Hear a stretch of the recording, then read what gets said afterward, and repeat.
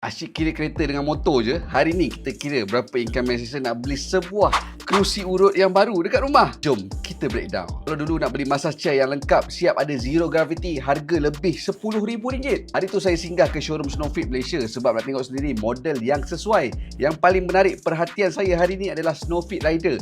Harga asal RM5,599. Tapi sekarang ni tengah ada promosi RM2,799. Kalau ada credit card boleh guna 0% EPP selama 12 bulan.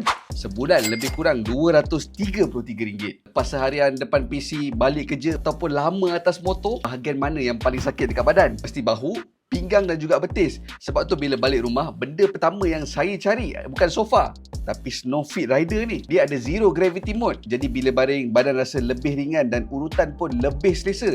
Nak layan lagu ataupun tengok video pun boleh sebab ada Bluetooth speaker kat belakang ni. Phone holder pun dah ada dekat atas. Niatnya nak urut 20 minit je, tapi tidur pula sampai maghrib. Lepas buat breakdown macam ni, berapa income yang sisa nak beli sebuah Snowfit Rider letak dekat rumah?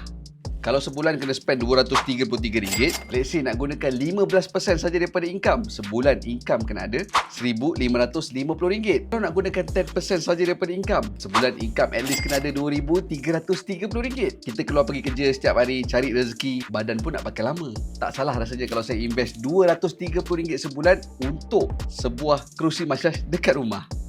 First time tengok kursi macam ni ingatkan mahal. Mampu milik rupanya. Jemput ke page Snowfit Malaysia kalau korang nak tengok model-model yang lain juga.